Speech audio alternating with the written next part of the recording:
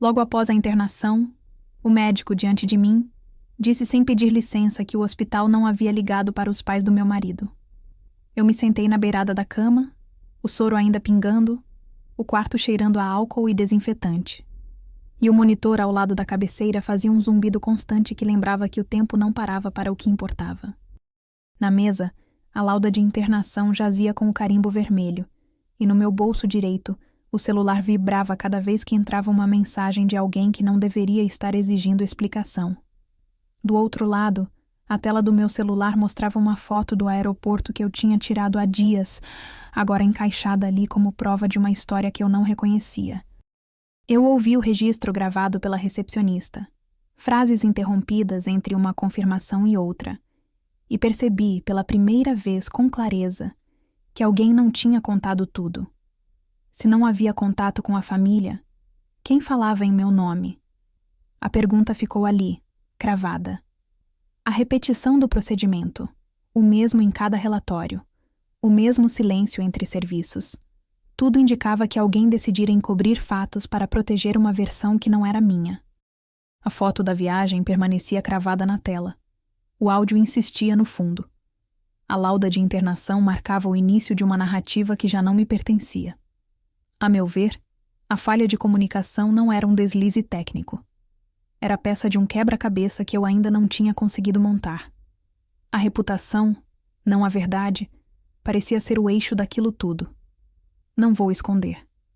O peso da dúvida me fez buscar outra via, outra voz que pudesse confirmar ou negar o que eu via. E a cada minuto, a dúvida crescia porque a documentação parecia falar uma língua que eu não reconhecia. Apostei na observação. Fotos, gravações, carimbos, números. Tudo precisava ter lugar no meu bolso mental como prova de que alguém, em algum lugar, tentava me manter longe da verdade. Eu não podia aceitar que o silêncio fosse suficiente para esconder o que realmente acontecia. Não posso ficar em silêncio. Se você estivesse no meu lugar, como reagiria? Meses atrás, na sala de estar, Beatriz postou a foto no rodapé de uma mensagem, como quem sabe que as imagens, sozinhas, não contam tudo, mas ajudam a contá-lo. A captura de tela da postagem circulou com outra captura. A conversa com Júlio, o documento de troca de mensagens, tudo amarrado para parecer que a viagem era um desfecho natural, sem segundas intenções. Beatriz parecia tão calma que, naquele momento, parecia segura de que nada iria desmoronar o que era apresentado ali. A imagem da viagem acenava como prova de normalidade, mas havia um detalhe que não batia. A linguagem entre Beatriz e Júlio, a sincronia dos horários, o tom que fugia ao comum. Eu, que já tinha visto mentiras vestir roupas de verdade, reconheci a contradição logo ali. O efeito foi imediato. Eu me fechei. Deixei de responder com a mesma facilidade de antes, e o que antes parecia claro começou a se tornar turvo. Não era apenas uma foto. Era a peça central de uma encenação que buscava legitimar uma versão. Não consegui evitar a sensação de que estavam preparando o terreno para um silêncio longo, capaz de sufocar qualquer dúvida que eu pudesse manter. Não fico em silêncio. Comente, se você toparia ficar quieta diante de algo assim, ou se a verdade exige que a gente abrace o desconforto. Mesmo dia, no corredor do hospital, o enfermeiro apontou para o monitor de sinais vitais como quem aponta para uma peça de evidência. O print do monitor mostrava números que, sozinhos, não me diziam nada, mas o papel com os horários de visitas, a gravação da voz da recepcionista e o conjunto de registros que circulava entre serviços criavam uma imagem de falhas de comunicação que iam além do esquecimento. O hospital anotava, de forma quase repetida, falhas de transmissão entre setores. Cada anotação parecia uma rachadura que desnudava uma operação maior, uma tentativa de manter a história sob controle. A enfermeira não tinha ganhado minha confiança, apenas apresentado uma verdade alternativa, que eu reconhecia como suficiente para começar a buscar a verdade que não cabia nesses papéis. Se antes a narrativa era simples, agora ela exigia que eu seguisse o rastro de cada evidência. Eu observei aquele ritmo de papel, de impressão, de gravação, e entendi que há muito mais por trás da internação. A noite chegou, e o quarto ganhou o cheiro mais intenso de hospital. Álcool, desinfetante, a respiração pesada de alguém que dormia desconfortavelmente. Eu enviei uma mensagem para Inês, pedindo apoio, pedindo que alguém olhasse comigo o que eu já começava a suspeitar. O áudio que enviei trouxe com ele o peso de uma esperança tímida. A possibilidade de ter alguém do meu lado, alguém que pudesse confirmar ou contestar o que eu tinha visto. A foto do diário de visitas, as anotações de enfermeira, tudo isso guardado no meu celular, parecia uma porta entreaberta para uma verdade que ainda não havia se consolidado. Beatriz, no entanto, voltou a agir como se nada tivesse acontecido, mantendo a postura de quem domina a cena, de quem sabe que a narrativa precisa permanecer estável para não desabar. O silêncio que ela cultivava parecia crescer na propriedade de cada sorriso, de cada resposta contida, de cada reação controlada. Eu senti o peso desse jogo de aparências e percebi que a relação entre nós, entre a mãe e a filha, entre a família e a verdade, não seria mais a mesma. O que eu faria, agora, com a nova linha de evidência que começava a emergir? O que aconteceria se eu descobrisse que a foto do aeroporto não dizia tudo? O que você faria diante disso? Frase de impacto ligada à foto que paira como suspeita. O silêncio também é uma fonte de fogo. Quem está realmente controlando a narrativa? 48 horas após a internação, sentei no sofá da casa de Clara e abri o histórico de ligações no meu celular. Havia 52 entradas entre Beatriz e Júlio nos últimos 2 dias. No drive comum, guardei um vídeo curto. Beatriz, em casa, mantendo aquela pose de calma que sempre me pareceram máscaras. A soma das evidências era concreta. O registro de chamadas, o vídeo, tudo apontava para um comportamento que não batia com o que me contavam. Beatriz voltou a se aproximar com suavidade, como quem não tem pressa de responder. Eu observei o tom da voz dela quando perguntou sobre a minha disponibilidade para conversar. A reputação que eu imaginava ter dela começou a oscilar aos meus olhos, não pela opinião pública, mas pelo que os dados mostravam. A cada detalhe, ficou clara a distância entre o que dizia e o que já ficava evidente nos papéis que eu via. 2 dias depois, Beatriz me enviou uma mensagem afirmando que a viagem foi apenas um refúgio legal, sem mais explicações. O print da conversa trazia a expressão apoiando a afirmação, topo com aspas. O recibo de passagem mostrava datas exatas, com horários que não encaixavam com a versão apresentada. Uma foto dos documentos de reserva reforçava a discrepância. Beatriz tentou desarmar as dúvidas com suavidade, mas as contradições permaneceram visíveis. Os dados dos documentos contradiziam o que ela dizia em voz alta. Eu li tudo de novo, comparando cada linha com as falas anteriores. O que parecia normalidade começou a soar como encenação. Você acha que devo expor Beatriz agora? Ou proteger a enteada? À noite, confrontei Júlio com as evidências. O áudio da discussão ficou gravado, com trechos em que ele tentava desviar o assunto e justificar os gastos como necessários para a família. O diário com anotações de datas de viagem ficou aberto na mesa como prova externa. As provas apontaram para uma encenação familiar. O dinheiro, as datas, as viagens organizadas em silêncio. A renda de confiança que sustentava a aliança entre Clara e Inês ficou fragilizada, porque os alvos eram evidentes e o custo da mentira alto. Júlio respondeu de forma evasiva, mas o tom dele já não tinha o mesmo peso nem a mesma tranquilidade de antes. A noite acabou com a sensação de que o eixo da narrativa familiar começava a oscilar de vez. Na manhã seguinte, Inês propôs ajuda e revelou ter visto mensagens entre Beatriz e Júlio. Beatriz ainda tentava manter a aparência de normalidade, mas as informações independentes de Inês cruzavam dados que eu já tinha visto. Inês entregou um conjunto de evidências. Prints de mensagens, relatório de horários e um calendário com as datas de viagens. Tudo que mostrava uma coordenação que eu não tinha suspeitado até então. Clara, vendo aquilo, decidiu investigar mais a fundo, sem esperar pela confirmação de terceiros. Eu segurei as provas. Senti o peso em meus dedos e escrevi uma linha de depoimento para o médico, já preparado para o que viesse. No entanto, O clímax ainda não chegou. O próximo passo tende a expor a manipulação de forma pública e exigir respostas. Eu guardei o envelope com as mensagens entre Beatriz e Júlio, junto com o calendário marcado, e olhando as pistas reunidas, senti o peso de cada decisão tomada até agora. A revelação não veio apenas de uma peça isolada. Tudo aponta para um esquema que envolve dinheiro, silêncio e controle. Eu repeti para mim mesma, como se fosse um aviso. Nem toda história tem herói. Algumas carregam cúmplices. Qual é a extensão da manipulação? Logo que entrei no quarto do hospital, o médico-chefe abriu a pasta de laudos e mostrou o documento com a assinatura indecifrável. Ao lado, o arquivo de admissão jazia aberto, a data marcada em tinta que parecia desbotar. O ar cheirava a álcool gel, e o bip constante do monitor parecia marcar cada fresta de silêncio entre perguntas sem resposta. O médico disse, direto, que a internação havia sido registrada sem contato com os pais do meu marido. A assinatura confusa não batia com nenhum protocolo que eu reconhecesse, e o carimbo na margem parecia ter saído de outra história. Olhei para a folha, tentei comparar com assinaturas que eu conhecia, e tudo o que encontrei foi uma pergunta vazia. Se não esclarecerem, haverá consequências públicas. 2 dias depois, em casa, eu passei o olhar pelo histórico de ligações do celular.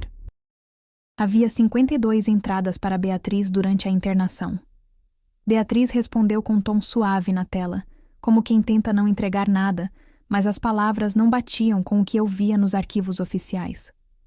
Ao lado, surgiu a planilha financeira, cheia de extratos e recibos que não se alinham com a narrativa apresentada pela família. Houve uma linha discreta na planilha que ligava gastos a uma passagem comprada para o Caribe, uma conexão que não foi explicada. A soma de tudo apontava para um acordo financeiro oculto que sustentava a versão oficial. Isso é uma revelação parcial. À noite, no quarto de Clara, confrontei Júlio com as evidências que eu já tinha reunido. O áudio da nossa discussão, gravado discretamente pelo celular de Inês, expôs datas, horários e uma sequência que não se encaixava com a história contada. O diário de visitas, cheio de anotações de datas, mostrava lacunas entre o que era dito e o que o cronograma registrava. A tensão entre mim e Júlio cresceu. A aliança que eu vinha mantendo com Inês começou a parecer menos firme. Não iria recuar diante de uma encenação que envolvia nossa própria filha. Isso já implica que o confronto está se aproximando? Manhã seguinte, Inês apareceu na cozinha com um envelope lacrado nas mãos. Ela entregou documentos pessoais da filha da enteada, recibos, certificados escolares, uma carta de confirmação de matrícula. Tudo organizado como se pudesse sustentar uma versão diferente da que tínhamos ouvido. Peguei o envelope com as mãos frias, contei cada item e senti o peso de cada peça que poderia mudar o rumo da nossa história. O conteúdo não era simples ruído. Havia uma data gravada, havia assinatura, havia códigos que pareciam abrir portas que eu não deveria ver ainda. No envelope lacrado havia recibo de 04/11/2023, carta de confirmação escolar e carimbo confidencial. A verdade tem rosto e data. Qual é o próximo passo da investigação? 3 dias depois da internação, fui à casa de Beatriz. Ela abriu a porta com aquele sorriso curto, que não oferece perguntas fáceis, e me deixou entrar sem pressa. Sobre a bancada, papéis alinhados, recortes de datas nos recibos de passagem e a foto aeroporto Beatriz 2019 0712.jpg já aberta no monitor. O log de edição mostrava operações simples, recorte, ajuste de data, salvamento, tudo registrado às 14h12h33. Ao lado, a imagem antiga de Beatriz no aeroporto ainda trazia a etiqueta Chegada, e o recibo tinha o código RZ1024. Havia também a mensagem gravada no meu celular e a lauda de internação que o hospital me entregou, tudo disposto como se pudesse ser mostrado a qualquer pessoa.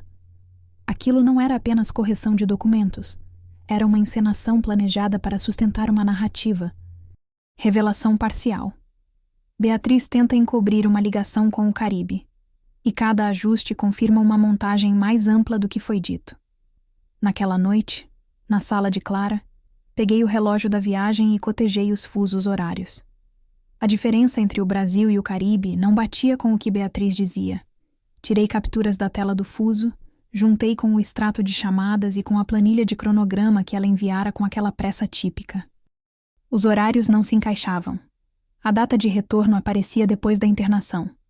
Algo impossível segundo a narrativa familiar. Não era apenas uma inconsistência. Era evidência que precisava de uma explicação. Clara olhou para mim, e os números começaram a falar com mais clareza do que as palavras. Eu senti a tensão crescer na sala, o silêncio pesado sobre a mesa. Você exporia Beatriz ou protegeria a enteada? Na manhã seguinte, no hospital, um enfermeiro trouxe uma peça nova para o quebra-cabeça. Houve teleconferência confidencial sobre a internação. A ata, o registro de presença e o áudio do gerente hospitalar mostraram que alguém, no momento decisivo, definiu o que a instituição poderia divulgar. A teleconferência revelou uma linha de comunicação seletiva, uma camada de ocultação que não era apenas uma falha, era uma manobra com peso institucional. A conversa sugeriu que dados clínicos e decisões de tratamento tinham sido discutidos longe da família, moldando a versão que viria a chegar à imprensa de modo controlado. Nova camada de ocultação exposta. A cada prova que surgia, o nível de risco externo aumentava, e a pressão sobre Clara ficava mais evidente. Naquela manhã, Inês apareceu na sala de Clara com um envelope na mão. Dentro, documentos pessoais da filha da enteada, recibos, carta de confirmação escolar, cópias de documentos médicos, tudo guardado com cuidado. Inês disse que agia para proteger a verdade. Clara abriu o envelope e viu datas, nomes e números que podiam reconstituir o histórico da crise. A relação entre Beatriz e Júlio começou a ruir. O poder mudou de mãos. A reputação da família ficou abalada e o ambiente se tornou mais tempestivo, como se cada papel pudesse explodir a qualquer momento.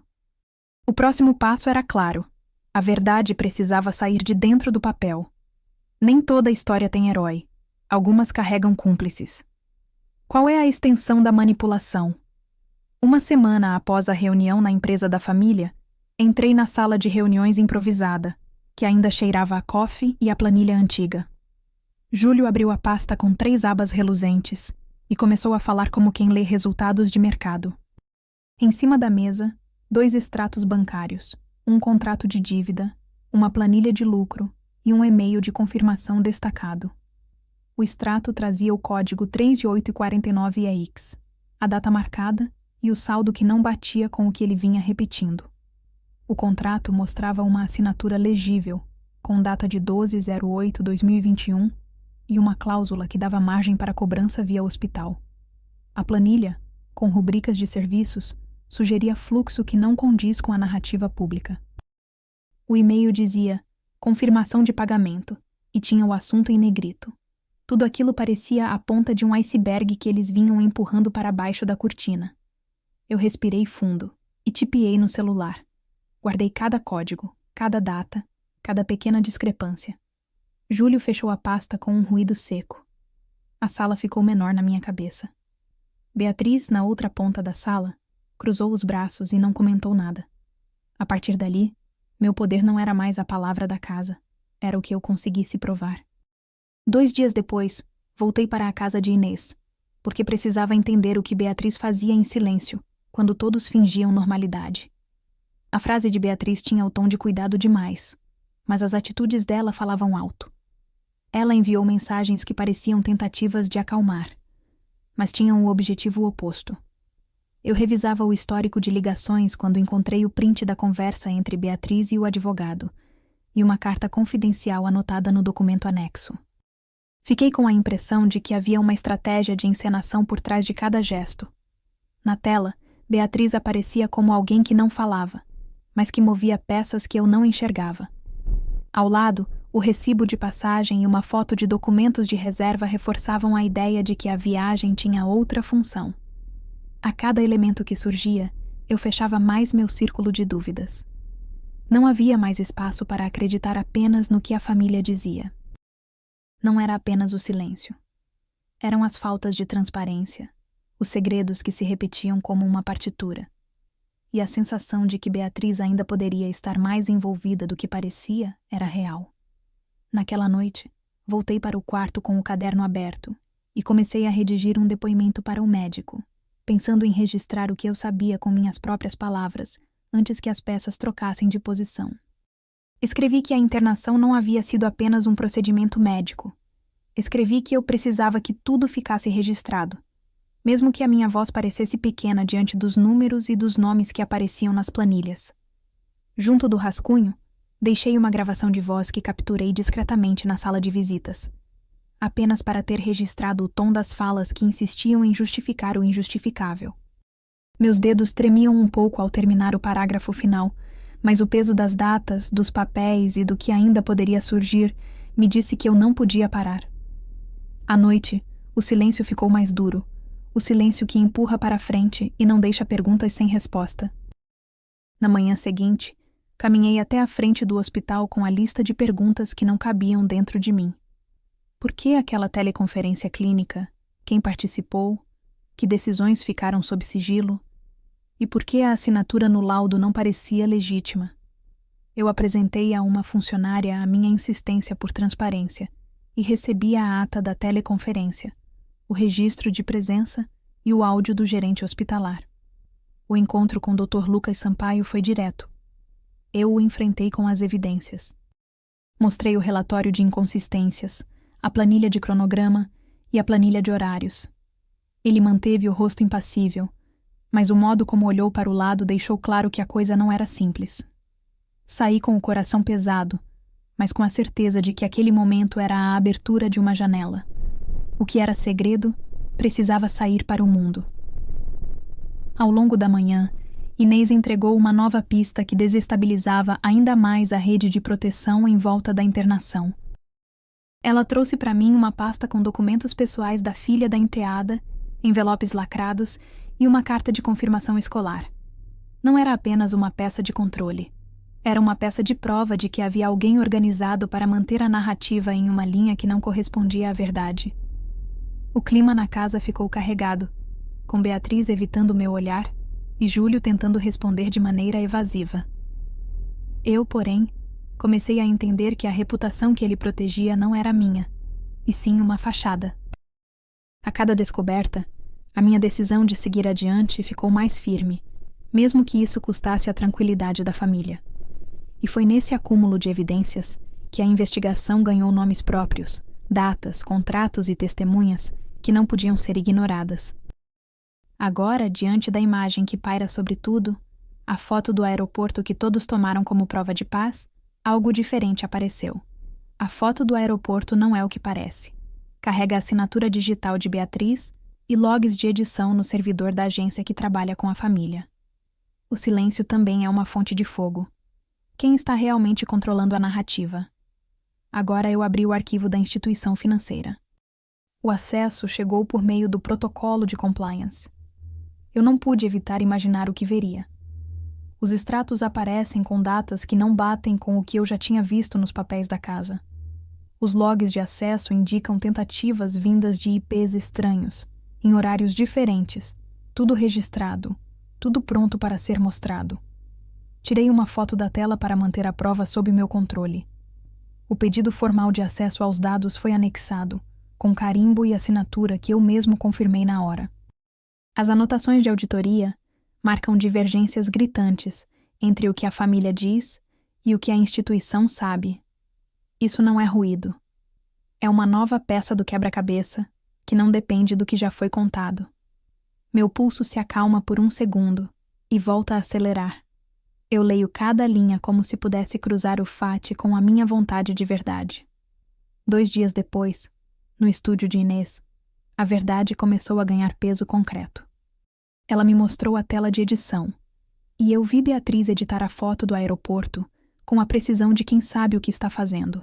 Recortes, camadas, ajustes de cor, filtros aplicados em sequência.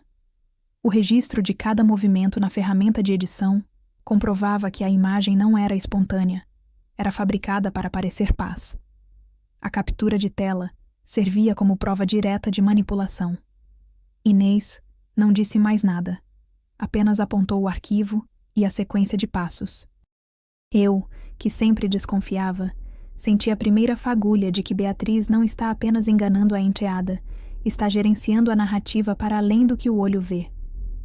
A confiança que eu via em Inês começou a se manter em pé, mesmo diante da certeza de que Beatriz havia tocado os arquivos de forma deliberada. À noite, de volta à casa, eu mostro as novas evidências a Júlio. A gravação da conversa com ele revela evasões sutis que, somadas aos documentos, formam um mosaico desconfortável. A lista de perguntas para o médico fica aberta sobre a mesa. Eu já não aceito respostas rápidas. Júlio tenta responder, mas o tom dele é evasivo, como se pesasse cada frase para não escorregar. O clima entre nós muda de tom. A aliança que eu imaginava ter com ele diante das mentiras que o cercam parece minar pela primeira vez.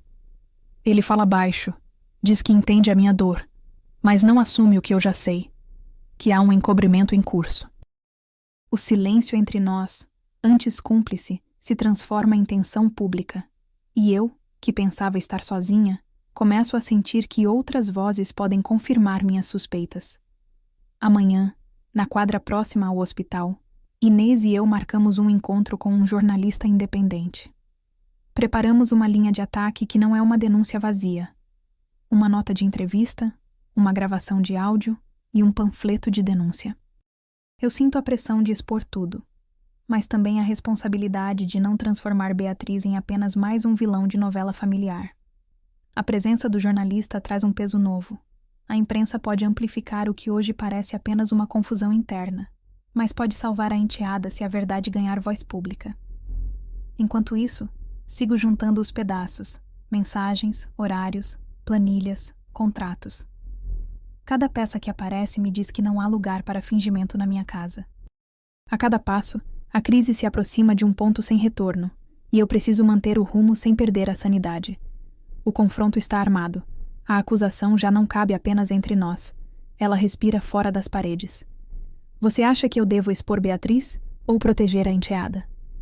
Pense bem. Cada decisão pode mudar o que acontece na frente das câmeras. Cada palavra pode transformar o que chega aos ouvidos do jornalista e do público. Eu já tenho a minha resposta, mas a quero confirmar com quem acompanha essa história. Justiça plena exige risco, e arriscar é parte da honra. Os logs de acesso mostram que alguém, vindo de IP externo, usou meu código a 0217 de ontem para abrir os arquivos. Eu releio esse dado com a sensação de que acabei de abrir uma porta que não tem maçaneta.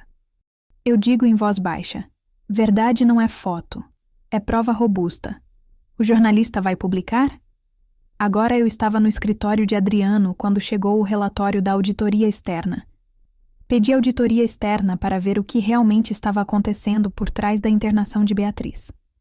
O relatório chegou na manhã seguinte, acompanhado de 2 anexos: extratos offshore ligados a dívidas da família e um manifesto de confidencialidade assinado pelos advogados.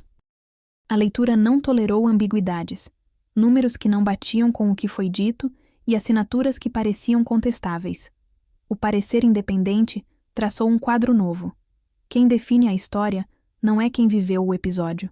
A narrativa oficial começou a perder terreno diante de dados que não cabiam em nenhuma explicação simples. Com a leitura, ficou evidente que o poder da verdade poderia mudar o rumo da casa. A cada página, a energia da sala mudou. Beatriz e Júlio surgiram com menos brilho do que pareciam na história que eu recebia. A auditoria transformava silêncio em evidência e me obrigava a aceitar que a verdade poderia destruir o controle que a família exercia sobre a narrativa.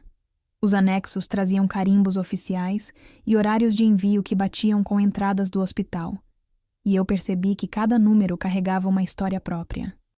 Foi então que entendi. Não haveria recuo possível sem enfrentar a enxurrada de fatos.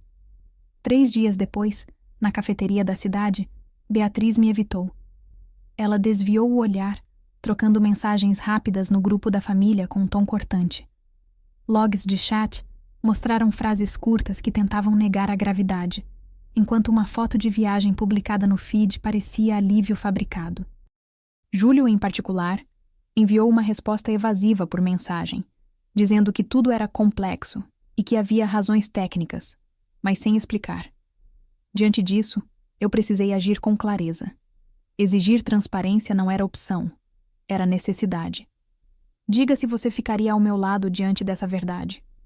Beatriz, no entanto, mudou de caminho quando me viu chegar. E a distância entre nós cresceu como uma linha invisível que ninguém ousava traçar. O silêncio, antes cúmplice, tornou-se ameaça à minha reputação e à segurança da enteada. Eu não podia deixar que o conforto da casa mascarasse o que o relatório mostrava. Eu também sabia que cada resposta dobrava o peso de minhas decisões. Fim de semana, em minha casa, Inês entregou uma planilha com datas-chave. Ela disse que o envelope lacrado continha contratos e cópias de correspondência. A planilha apontava coincidências entre prazos e desembolsos que não batiam com as versões da família. Levei o envelope para o meu escritório. Conferi item por item e senti as peças começarem a se encaixar em um quadro maior. Datas que condicionavam decisões e acortavam o tempo de manobra. Uma cláusula de confidencialidade tornava a verificação mais lenta, mas o peso dos documentos era inegável. Perguntei a Inês se havia mais alguém que pudesse confirmar. Ela disse apenas que tudo já estava gravitado nos arquivos. Pela primeira vez, pensei em expor tudo, mesmo que custasse a relação com Júlio e Beatriz. Comecei a preparar um depoimento para o médico, mantendo o registro fiel do que era público e do que era confidencial. Inês entregou também uma carta com timbre que não batia com os registros da escola da enteada, sugerindo que havia uma parte da história que ainda não tinha chegado aos olhos da verdade. Qual é o próximo passo? Na noite seguinte, em minha sala, reuni as evidências para uma declaração pública. O rascunho do depoimento, a gravação de entrevista e a cópia de extratos já estavam prontos para serem apresentados. O objetivo era tornar pública a lista de inconsistências e apresentar a auditoria como base sólida, não como rumor. Eu sabia que, ao expor tudo, colocaria em risco a relação com Beatriz e Júlio, mas não havia alternativa. A máquina da revelação já estava ligada, exigindo um momento de decisão. A auditoria externa entregou tudo. Verdade não é foto, é prova robusta. O jornalista vai publicar? Agora eu segurava a cópia autenticada do laudo médico em minhas mãos. O carimbo parecia forjado, a assinatura não batia com o registro no prontuário, e a data estava borrada, como se alguém tivesse tentado esconder o rastro. O hospital tinha registrado a internação sem contatar a família, sem avisar que Clara não estaria só. O print da tela do meu celular mostrava a mensagem da recepção: internação confirmada. A primeira conclusão foi cruel. Se o laudo é fraudulento, talvez tudo ao redor tenha sido montado para servir àquele objetivo. 1,5 meses após a última reunião, eu encontrei a gaveta de arquivo da ala administrativa, e lá estava aquilo, ainda protegido pelo lacre que eles juraram manter apenas para a integridade do processo. A imagem da folha, o carimbo e a assinatura irregular não eram apenas detalhes menores. Eles mudavam o estado da informação. Agora passavas a ver uma evidência concreta, e com ela, uma consequência inevitável. No jantar, eu confrontei Júlio com o documento na mão. Ele congelou por um instante, tentou explicar que aquilo era apenas uma revisão de protocolo para esclarecer a situação, mas as palavras não convenceram ninguém ali perto de mim. A gravação que eu fiz antes de sair da sala de estar, uma conversa que começara como uma observação seca, revelou algo diferente. Ele dizia que pediu a revisão da internação para proteger a família, que havia pressões para que tudo parecera normal. A assinatura no laudo não batia com o histórico dele. O relógio da sala marcava os horários da semana anterior e tudo apontava para uma encenação com prazos e jogos de poder. A partir dali, minha relação com Júlio mudou de eixo. O que antes era parceria, agora era desconfiança aberta. Mais tarde, eu entreguei a Inês uma pasta com as evidências que eu já reunira: cópias de laudos, a assinatura suspeita, recibos de despesas e o arquivo do hospital onde a internação foi anotada. Inês olhou para tudo com seriedade, como quem já esperava encontrar o que eu havia encontrado. Ela aceitou levar o material adiante sem prometer milagres, mas com a certeza de que não podia mais simplesmente ignorar as contradições. A cada página que passava, a aliança entre Clara e Inês ganhava força, e a minha própria decisão de não recuar ganhava peso. Em silêncio, combinamos que ela iria buscar alguém externo para confirmar as informações sem a influência da família que tentava manter o controle da narrativa. Na manhã seguinte, Inês compareceu a um veículo de imprensa independente com as evidências. Nota de imprensa pronta, entrevista gravada e registro público do material coletado. Ela levou o envelope com as cópias de laudos, as assinaturas, os recibos e as planilhas que conectavam a gastação de dinheiro a uma operação maior do que a própria internação. O time de ética hospitalar recebeu a denúncia com cautela e a imprensa começou a sentir o peso do que poderia vir à tona. A cada passo, surgiam novas vozes, novas perguntas, novas manchetes em potencial.